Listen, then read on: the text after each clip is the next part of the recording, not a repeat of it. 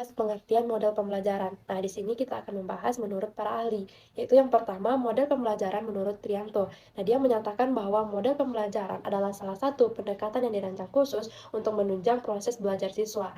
Nah, itu yang berkaitan dengan pengetahuan deklaratif dan pengetahuan prosedural yang terstruktur dengan baik dan dapat diajarkan dengan pola kegiatan yang bertahap. Itu diajarkan selangkah demi selangkah.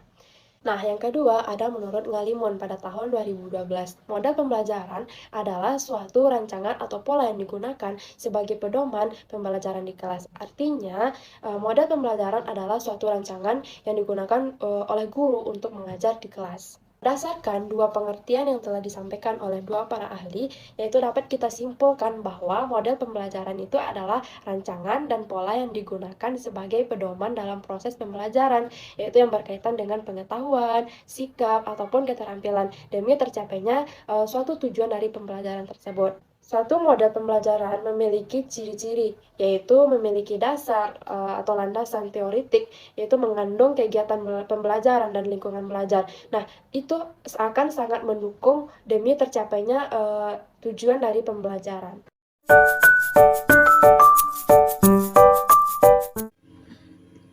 Model pembelajaran berbasis masalah merupakan model pembelajaran yang digunakan guru dalam mengaktifkan peran peserta didik untuk menyusun pengetahuan dalam memahami konsep materi pembelajaran. Model ini memiliki ciri penggunaan masalah dalam kehidupan nyata sebagai sesuatu yang harus dipelajari peserta didik untuk melatih dan meningkatkan berpikir kritis dalam menyelesaikan masalah, serta di mana tugas guru harus memfokuskan diri untuk membantu peserta didik mencapai keterampilan mengarahkan diri. Pembelajaran berdasarkan masalah, penggunaannya di dalam tingkat berpikir lebih dalam berorientasi pada masalah, termasuk bagaimana belajar. Guru dalam pembelajaran berdasarkan masalah berperan sebagai penyaji masalah, penanya, pengadaan dialog membantu menyelesaikan masalah, dan memberikan fasilitas penelitian. Selain itu, guru menyiapkan dukungan dan dorongan yang dapat meningkatkan pertumbuhan intelektual peserta didik. Pembelajaran berdasarkan masalah hanya dapat terjadi jika guru menciptakan lingkungan kelas yang terbuka dan membimbing pertukaran gagasan. Dengan mode pembelajaran ini, peserta didik dapat lebih ingat dan meningkatkan pemahaman atas materi ajar, meningkatkan fokus pada pengetahuan yang relevan, mendorong untuk berpikir dengan proses yang mendorong pembelajaran untuk mempertanyakan, membangun kerjasama tim, membangun kecakapan belajar, dan memotivasi pembelajaran. Selanjutnya yaitu mengenai model pembelajaran berbasis proyek. Model pembelajaran berbasis proyek merupakan sebuah model pembelajaran yang sudah banyak dikembangkan di negara-negara maju seperti di Amerika Serikat. Model pembelajaran berbasis proyek adalah semua model pembelajaran yang inovatif yang menekankan pembelajaran kontekstual melalui kegiatan-kegiatan yang kompleks. Model pembelajaran berbasis proyek berbeda dengan pembelajaran langsung yang menekankan ide-ide dan keterampilan pendidik. Peran pendidik pada model pembelajaran berbasis proyek adalah menyajikan masalah, mengajukan pertanyaan, dan memfasilitasi penyelidikan. Pembelajaran dengan model pembelajaran berbasis proyek harus menggunakan masalah-masalah nyata, sehingga peserta didik dapat belajar berpikir kritis dan terampil dalam memecahkan masalah. Berikut adalah tahapan-tahapan dalam pembelajaran dengan menggunakan model berbasis proyek. Yang pertama, peserta didik dibagi dalam kelompok-kelompok kecil dan masing-masing kelompok melaksanakan proyek nyata. Selanjutnya, masing-masing kelompok diberikan penjelasan mengenai tugas dan tanggung jawabnya yang harus dilakukan oleh kelompoknya dalam berpraktik. Lalu, peserta didik masing-masing kelompok mencari informasi dari berbagai sumber yang relevan. Selanjutnya, setelah memperoleh informasi, peserta didik saling bekerja sama dan berdiskusi dalam memahami masalah dan mencari solusi terhadap masalah yang dihadapi dan langsung diaplikasikan. Selanjutnya, masing-masing kelompok mensosialisasikan pengalaman dalam pemecahan masalah kepada kelompok lainnya untuk mendapatkan masukan dan penilaian dari kelompok yang lain. Di setiap model pembelajaran yang sudah kita gunakan tentu pasti ada kekurangan dan kelebihannya. Nah, Kelebihan menggunakan model pembelajaran berbasis proyek, yang pertama itu untuk memotivasi peserta didik dengan melibatkannya di dalam pembelajaran, dan membiarkan sesuai minatnya untuk membuat keputusan dalam proses belajar. Selanjutnya, membuat peserta didik menjadi lebih aktif dan berhasil memecahkan problem-problem yang kompleks. Selanjutnya, itu mendorong peserta didik untuk mengembangkan dan mempraktikkan keterampilan dalam berkomunikasi, lalu menyediakan pengalaman belajar yang melibatkan peserta didik secara kompleks dan dirancang untuk berkembang di dunia nyata. Lalu, kelebihan selanjutnya itu membuat suasana menjadi menyenangkan sehingga peserta didik maupun pendidik menikmati proses pembelajarannya. Pembelajaran dengan model berbasis proyek memang memiliki banyak kelebihan, namun di sisi lain pembelajaran yang berbasis proyek ini juga memiliki kelemahan. Kelemahan dalam project based learning atau pembelajaran berbasis proyek ini antara lain memerlukan waktu yang cukup lama untuk menyelesaikan masalah, lalu membutuhkan biaya yang cukup banyak dan banyaknya peralatan yang harus disediakan. Lalu peserta didik yang memiliki kelemahan dalam percobaan dan pengumpulan informasi akan mengalami kesulitan. Ada kemungkinan juga peserta didik yang kurang aktif dalam bekerja kelompok, dan topik yang diberikan pada masing-masing kelompok itu berbeda-beda. Dikhawatirkan peserta didik tidak dapat memahami topik secara keseluruhan. Model pembelajaran berbasis kerja atau Work-Based Learning atau WBL adalah istilah untuk kegiatan yang menghubungkan pengusaha dan sekolah untuk memberikan pengalaman belajar khusus bagi siswanya. Nah, pengalaman-pengalaman ini berfokus pada pengembangan keterampilan luas yang menerapkan pengetahuan dan keterampilan yang dipelajari di kelas ke dunia nyata. Model pembelajaran berbasis kerja adalah salah satu model pembelajaran yang berpusat pada peserta didik. Jika model ini dipakai secara efektif dan efisien, maka untuk peningkatan kualitas pembelajaran peserta didik ini masih sangat baik. Model pembelajaran berbasis kerja atau Work-Based Learning atau WBL pada dasarnya memadukan antara teori dengan praktik dan pengetahuan dengan dunia nyata. Sehingga di dalam pembelajaran pendidikan Pancasila pun yang tidak hanya teori saja tetapi di dalamnya mengharuskan para peserta didik harus lebih mengedepankan praktik secara langsung di suatu tempat kerja yang aktif dalam menerapkan pendidikan Pancasila. Sehingga setiap peserta didik dapat mengeksplor semua kemampuan dan pengalaman yang telah dimilikinya. Lalu, model pembelajaran berbasis kerja ini juga memiliki beberapa manfaat loh. Yang pertama, meningkatkan motivasi. Yang kedua, mengembangkan tanggung jawab dan kematangan dengan penguatan sumber daya manusia. Yang ketiga, mengembangkan keterampilan human relation melalui interaksi personal dalam setting pekerjaan. Yang keempat, menyediakan keterampilan profesional untuk membantu pembelajar membuat transisi dari sekolah ke tempat kerja. Yang kelima, meningkatkan kepedulian tanggung jawab sosial dan kemasyarakatan. Yang keenam, meningkatkan kemungkinan mendapatkan pekerjaan dan keahlian karena memiliki skill dalam kecakapan pendidikan Pancasila. Yang ketujuh, menambah sumber finansial. Dan yang kedelapan, mengurangi resiko siswa tertinggal kelas. Lalu, adapun terkait implementasi berbagai bentuk atau model Work-Based Learning atau WBL antara lain yaitu program magang, penaseatan karir, pengalaman kerja kooperatif, praktik kerja, dan lain sebagainya. Selanjutnya, model pembelajaran kontekstual atau kita kenal dengan contextual teaching and learning. Nah, ini merupakan suatu bentuk pembelajaran yang menekankan pada proses keterlibatan peserta didik secara utuh. Artinya apa? Bukan hanya materi yang dipelajari, serta menghubungkannya dengan situasi kehidupan nyata untuk kehidupan mereka.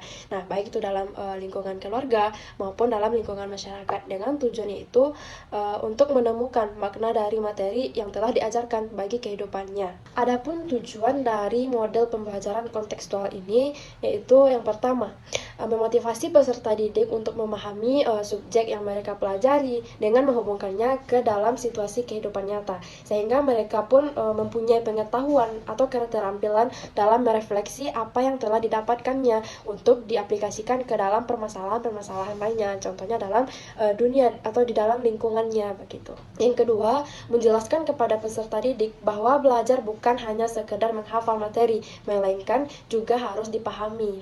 Yang ketiga, mengembangkan minat dan menambah pengalaman belajar para peserta didik.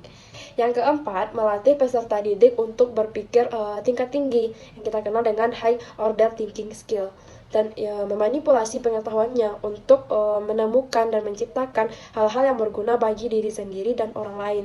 Yang terakhir itu tujuannya menjadikan pembelajarannya itu menjadi pembelajaran yang produktif dan bermakna. Artinya apa? Setelah mereka mendapatkan materi yang diajarkan, mereka kita hubungkan materi tersebut dengan lingkungannya, baik itu dari segi lingkungan dia dalam keluarga dan dalam lingkungan bermasyarakat. Baik, materi selanjutnya adalah mengenai cooperative learning. Menurut Slavin, cooperative learning adalah sebuah model pembelajaran di mana siswa belajar dan bekerja dalam sebuah kelompok kecil secara kolaboratif yang anggotanya berisi 4-6 orang dengan anggota kelompok yang heterogen. Cooperative learning ini merupakan strategi pembelajaran untuk mencapai tujuan bersama dalam sebuah kelompok kecil yang dimana anggotanya memiliki tingkat kemampuan yang berbeda-beda. Cooperative learning bermaksud untuk meningkatkan pemahaman siswa dalam memahami materi pembelajaran. Namun bukan hanya memahami materi pembelajaran, tiap anggota kelompok membantu anggota lainnya agar bisa berkreasi dengan suasana kondusif. Tujuan utama dari cooperative learning ini adalah meningkatkan rasa simpati, meningkatkan kerjasama, serta meningkatkan pengetahuan agar menjadi generasi yang tidak hanya cakap namun juga bertanggung jawab, serta memiliki rasa kepedulian sosial yang tinggi. Selanjutnya mengenai model pembelajaran berbasis portofolio. Makna pembelajaran portofolio dalam pendidikan dipergunakan sebagai salah satu jenis penilaian atau asesmen yang berbasis produk, yakni penilaian yang didasarkan pada skala hasil yang dapat dibuat atau ditujukan peserta didik, kemudian dihimpun dalam sebuah portofolio untuk dijadikan bahan pertimbangan guru dalam memberikan asesmen autentik terhadap kinerja peserta didik. Kelebihan dari model pembelajaran portofolio ini yaitu yang pertama dapat menutupi kekurangan proses pembelajaran seperti keterampilan memecahkan masalah, mengemukakan pendapat, kemudian membuat laporan, dan lain sebagainya.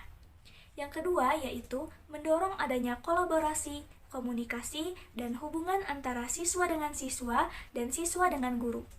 Yang ketiga, memungkinkan guru mengakses kemampuan siswa, membuat atau menyusun laporan, kemudian menulis, dan menghasilkan berbagai tugas akademik. Dan yang keempat, yaitu meningkatkan dan mengembangkan wawasan siswa mengenai isu atau masalah kemasyarakatan atau lingkungan. Adapun langkah-langkah dari pembelajaran berbasis portofolio ini, yaitu yang pertama, mengidentifikasi masalah yang ada. Yang kedua, memilih suatu masalah untuk dikaji di kelas. Yang ketiga, mengumpulkan informasi terkait dengan masalah yang dikaji. Yang keempat, mengembangkan portofolio kelas. Yang kelima, menyajikan portofolio. Dan yang keenam, melakukan refleksi pengalaman belajar.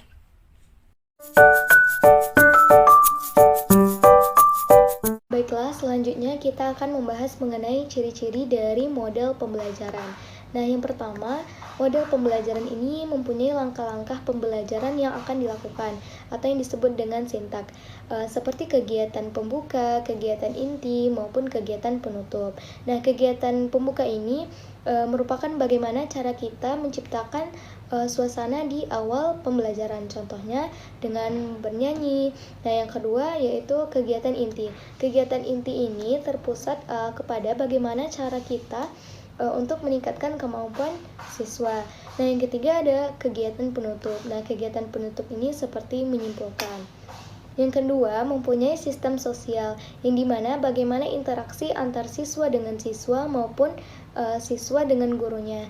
Yang ketiga, mempunyai prinsip reaksi, yang dimana guru mampu melihat, merencanakan, atau menangkap respon yang diberikan oleh siswa dalam pembelajaran.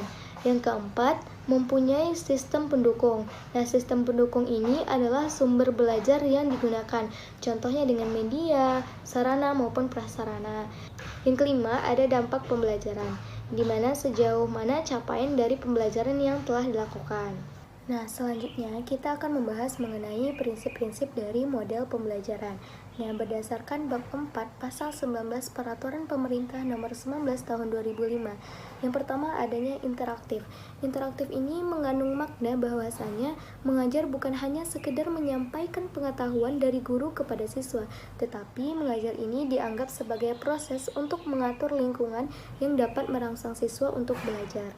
Yang kedua ada inspiratif. Nah, inspiratif ini bagaimana untuk berbagi informasi dan proses untuk pemecahan masalah sehingga dapat merangsang siswa untuk dapat mencoba dan mengujinya sendiri. Yang ketiga ada menyenangkan, yang dimana proses pembelajaran adalah proses yang dapat mengembangkan seluruh potensi siswa, yang mana potensi itu berkembang jika siswa itu terbebas dari rasa takut sehingga dia menganggap bahwa belajar itu menyenangkan. Yang keempat, menantang. Nah, prinsip ini dapat ditumbuhkan dengan cara mengembangkan rasa ingin tahu siswa melalui kegiatan eksplorasi. Nah, sehingga merangsang siswa untuk berpikir dan melakukannya. Yang kelima ada motivasi. Motivasi ini adalah dorongan untuk bertindak, yang mana muncul ketika siswa merasa butuh. Nah, untuk mengembangkan motivasi tersebut, guru harus menunjukkan pentingnya pengalaman dan materi belajar.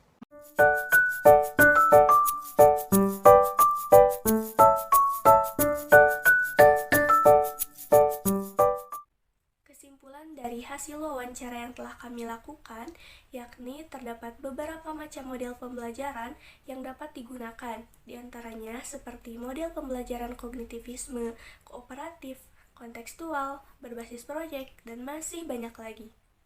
Adapun model pembelajaran yang kini diterapkan, yaitu pembelajaran berbasis proyek atau project-based learning. Sesuai kurikulum yang ditetapkan saat ini karena tuntutan pemerintah juga yang mengharuskan menggunakan cooperative learning.